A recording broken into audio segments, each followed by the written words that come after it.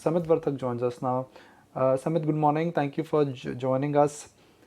We are going through a serious process of adjustment. Energy shock, energy price adjustment, commodity price adjustment, demand adjustment. Do you think markets are factoring in a lot of the obvious adjustments which are happening in the world? See, Nikunj, I think there is always going to be some adjustment somewhere in the world. World is become so dynamic that every point in time you will have some asset class going through adjustment. Question is how much does it have an impact on the fundamentals of the companies you're invested in. That's where one has to be very selective in terms of what stocks you buy. If you think that these adjustments which are happening around in the world, because there will be some adjustments, are going to be impacting your business in the long run, then you are probably in a low quality business, right? Because if you are in a decent or high quality business, typically these adjustments are something which they can take care of, and in the long run doesn't really have much of an impact on. See, markets are tricky. When everything is hunky dory, there is no worry, there are no such violent kind of movements. Markets are high, and you always keep on worrying about the valuations of the market. Whenever markets correct, there are things which are really worrisome, and you can extrapolate a war kind of a situation into becoming a nuclear war, or any of those extreme scenarios, and that will always keep you out of the market. And by the time the opportunity is there, and you think that okay, let's wait for things to normalize, the markets would have gone up. So you had cash and you went through adjustment period where you got an opportunity, but then you waited for the right time, and then by the right time comes, the markets have already factored in huge valuations. So you'll never get an ideal time to invest. Whenever there is correction in the market like what we have had now, I think that's where things will not look good to enter the market, but that is the time to basically take the bet. That's a fair point. Buy fear, sell greed, good news and good prices, they don't come together. But my question is that we are not going through the template has changed a lot in terms of the scenario. Interest rates will only go higher. Crude and energy costs have gone higher. These are not small changes, Samit. These are basic changes which change the framework. When inflation comes back, when interest rates they go higher, when demand gets crushed, they change everything. Right. No, you are right. I think see, interest rates going up. I mean, we have seen multiple statistics showing that in an interest rate cycle increases, stock market also go up. So that's really not a real fear, because Fed will only increase the interest rates if the economy is doing well, and everything is good in terms of the job market, as well as the growth, right? So if there is growth in job market, then you should not worry too much about the interest rate hikes. Question is on the inflation part. That is definitely a worry, and that's where I think stock selection is important. If you are in stocks where the demand will be impacted because of the inflation coming in, it's time to maybe revisit your hypothesis of those stocks. See, India is in a position today which is not similar to what we were in, say, 2008 or 9, when the oil prices had reached that $140 kind of a level. Today, at least, there is no heavy subsidizing of oil, and it's passed on to most of it is passed on to the consumer, and hence the fiscal position of the country doesn't impact as much as it used to be before, right? So if and that results in a decently stable currency, and when the currency is stable, typically it doesn't impact too many industries. If the currency is very volatile, it impacts across the board.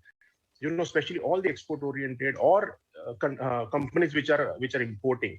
Right. So today, I think the impact will be faced by the consumer, and consumer probably will have to spend more on the fuel cost, and his consumption on the other maybe consumable items will go down, and that's what one needs to look at. So I think it's a much minor issue today than what it used to be, which used to impact the entire country and the fiscal of the country.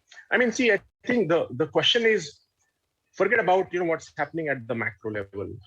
At a micro level, at a company level, how is the scenario? I mean, I spoken to multiple companies in the last probably few weeks, and I am seeing there is no problem in the demand side. I mean, I've seen companies where the demand today is 50% higher in Q4 versus what it was in Q3. Companies are running at full capacity. Many export oriented sort of industries like textile or maybe some export oriented CV component players, industrial component players, they don't have the capacity to meet the demand. And this is at a situation, this is at a position where the corporate India balance sheet is one of the strongest that we have seen. India is, I think, standing out this time. When you compare the debt levels at the corporate level, when you look at the demand situation. I mean, imagine today we are worrying about the war, right? But whenever there is a worrisome scenario, everything corrects. But when things sort of start stabilizing, then you will think about the second order effect. Right now, imagine that the progression of this war could be, and then the fear is that China and Taiwan could get into similar situation. I mean, don't you think even the companies are thinking the same? And if the companies are thinking the same, the first thing that they have to take care of is how do you diversify away from the concentration of, I mean, what if there are sanctions against China, or there are bans against importing from China? You are stuck, and you are so you will need to think about how do you right now, because that risk can come in maybe 2 years down the line, 5 years down the line.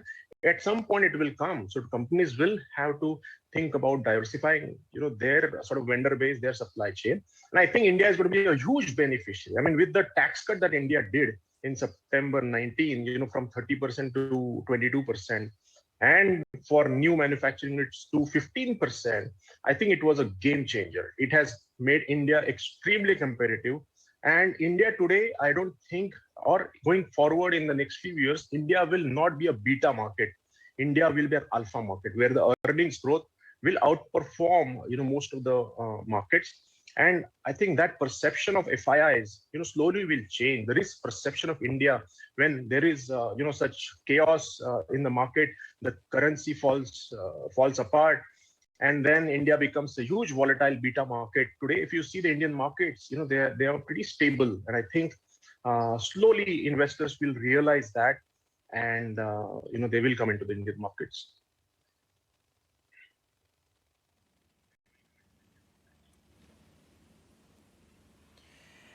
Good morning. So tell us, what is your strategy for this market? In 2020, you took that risk. You pretty much cashed 20% of your portfolio, written to your clients as well. So is small beautiful again? What is your strategy? Yes, I think, see, if you avoid the sectors where the inflation and companies do not have the pricing power, where if they pass on the price, it will have a huge impact on the volume. So the elasticity, wherever there is high, that's a problem. So I think if you stay away from sectors such as consumers, which is catering to sort of the overall population of India, not the top 5 or 10% of the population. If you stay away from sectors like auto, where there has been huge inflation in the cost of not only building the auto but also running the auto. So that will have an impact.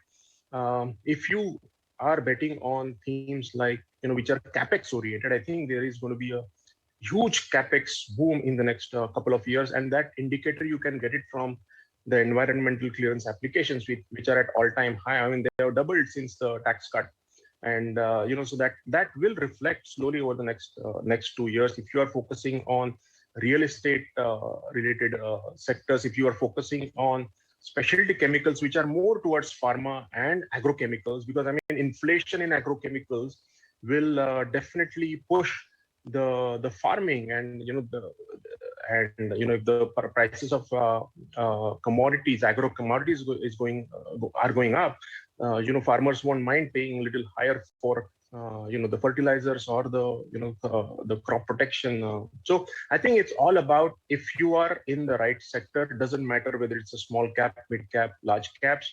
I think you should do fine. It's easier to find a lot of niche players in the small cap versus the large cap, and just because of the base of the size, the growth potential also is pretty high in the small caps, and that's where we end up finding more companies in the small and mid cap space.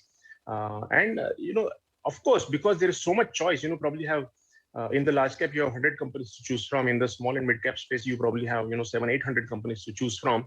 It's all about what companies you not invest in, which are the companies you reject, and finally which are the ones you end up investing in. That's the extremely important. If you are good at it, I think there are huge opportunities today.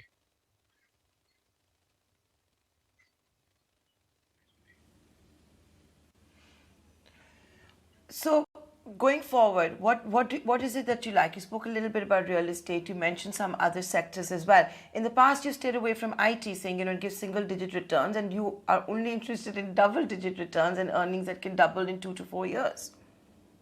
Yes. See, we haven't changed. We still like the same themes that we like. Building materials related to real estate, specific niche real estate developers, depending on which one you like. Building materials which are used in construction of factories, construction of warehouses, things like fabrication pipes, electrical cables, electrical wires, industrial products, which are capital goods, which are going to be the ones used in the private capex, something which are industrial product, export oriented, whether it's specialty chemical. Again, I'm specifically saying more towards agrochemicals and pharma, because there is very little price elasticity out there, and the demand doesn't fluctuate as much. And again, as I said, companies will start thinking more about diversifying away there. So anything which is export oriented, it could be textile, it can also be IT. I mean, IT is also good. I mean, after a long time, in the past few months, we have added, a couple of IT plays, because the growth has gone up, because we look for growth which is about 20. And after a long time, there are companies which are probably have the potential to deliver that kind of a growth over the next 2 to 3 years. So there are many sectors. It's more important to know which are the ones you stay away from. I think if you do that, half of your job is done. And then if you're able to pick the right stocks in these sectors, your full job is done. You spoke of how the COVID pandemic had led a lot to strengthen their balance sheet. Is the current situation that we're seeing globally now challenge all of that? And are they sort of back to square one?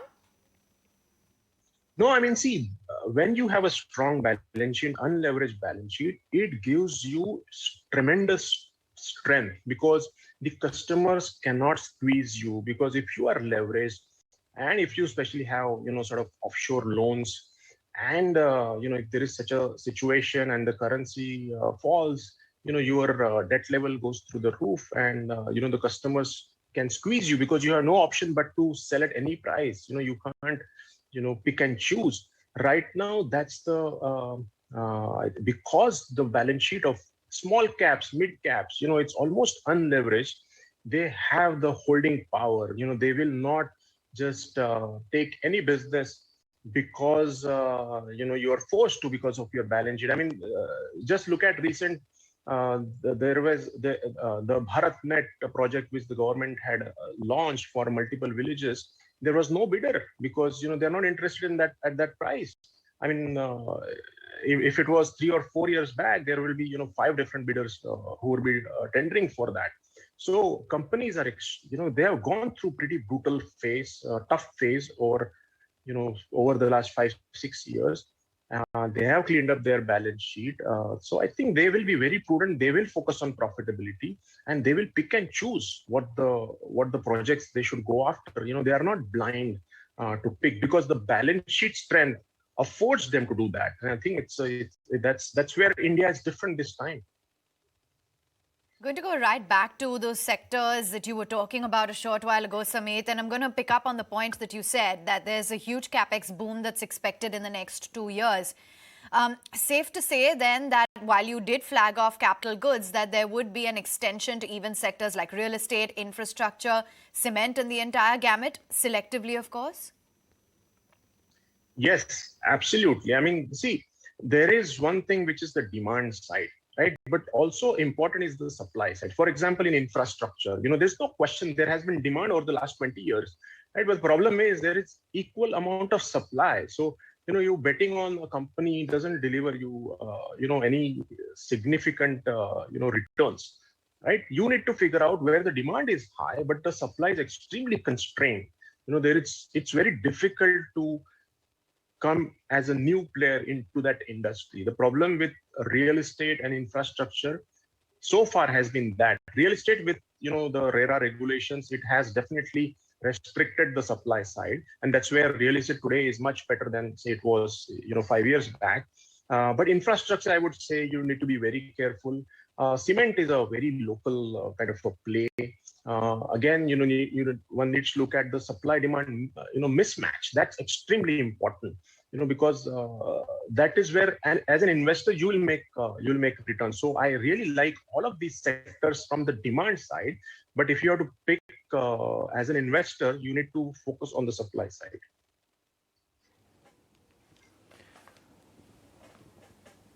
Okay, let's look at the demand side factors. The rural economy has been under pressure.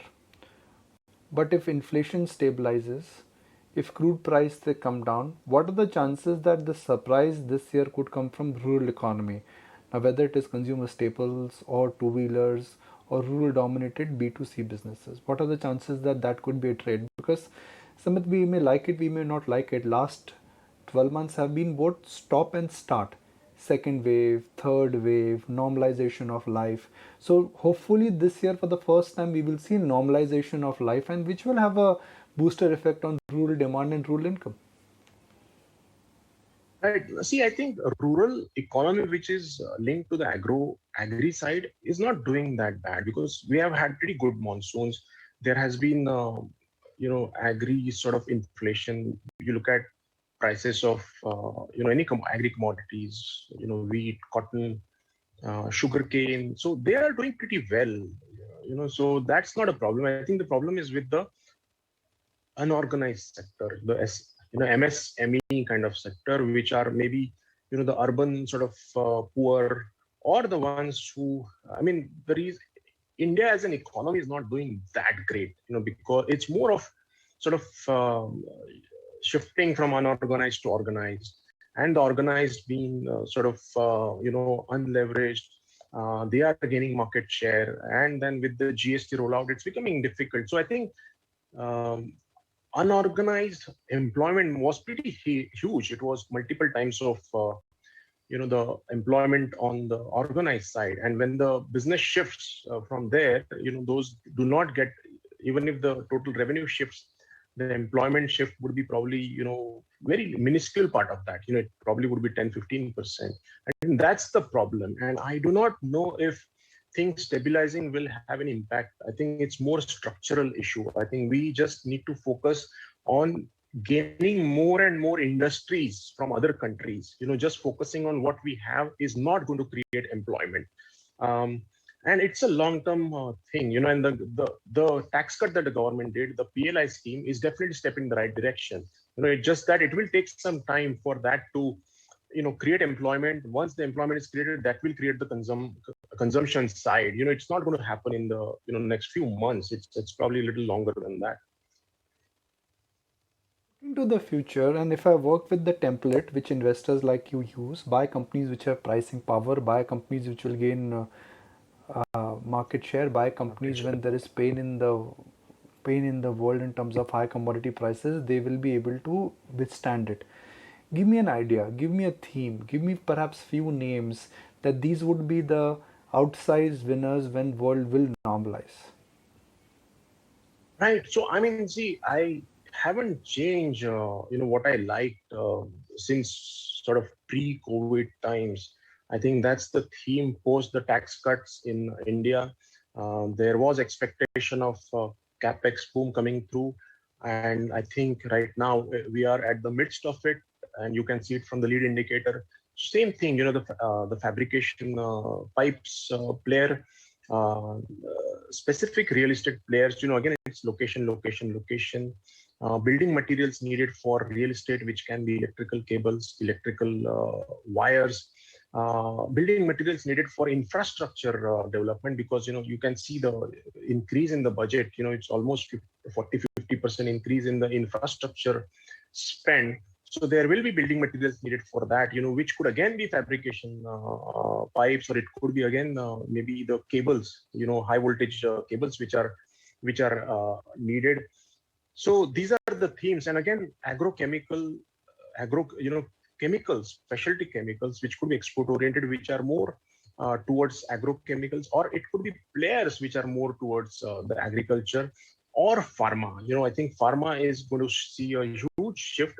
There has been a pretty good correction in that space. Many of the stocks are down 25, 30, 40% from the peak, and they have been growing, and they have put up capacity. Many companies are putting up capacity over the next 2 to 3 years. They're doubling their capacity without taking any leverage. You need to focus on players who will be good at API, very efficient players on the API manufacturing side, because I think India will go up the value chain, from the intermediates to maybe API and then formulations, and any players who are good at that, should do well. So I think there is no shortage of ideas. The ideas are, I think today the problem is, where do you get the capital? Because when there is correction, you don't have the capital. No one really adds much capital, because people do get fearful at that point. But today I think the clients are pretty rational. I have seen many clients doing the top up. So we are not in that the previous chaotic phase for India. Clients are not leveraged. They were sitting on reasonable amount of dry powder. They are adding right now. SEBI had taken the right steps by reducing the margins, as well as the leverage in the stock market system. So Indian markets are going to be much more stable this time around. I think once you come out of this, people will look at India probably very differently than what they're looking at, and probably the risk averseness towards India will change. At what point in time the price versus value proposition, or the growth versus market cap proposition for, let's say, a Nykaa or a Policy Bazaar or a Zomato will look appealing? I mean, some of these businesses are businesses here to stay. It's only valuations, not the concepts or not the team. Right. See, I mean, what is exactly value, right? I mean, for me, value is if I buy it at X and if I can sell it at 3X in 5 years, that is value. So even if I paid X and then I get 3X, which were the fair value, that's value. If I buy X at 0.5X and sell it at 0.7X in 3 years, that is not value, right? It may seem value at the start, but value is something where you make the highest returns over your investment horizon.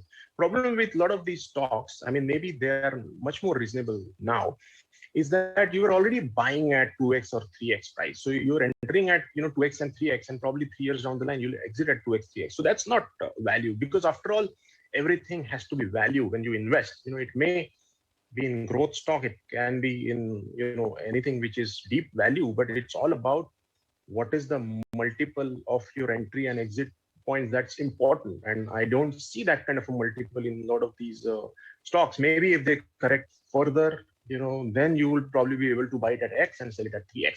But buying it at 2X or buying it at 3X and selling it at 3X doesn't really make sense to me.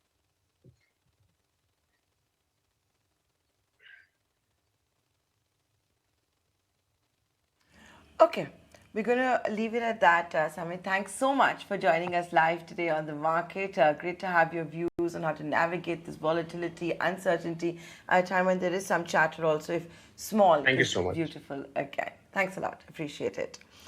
We're going to move on now and touch base with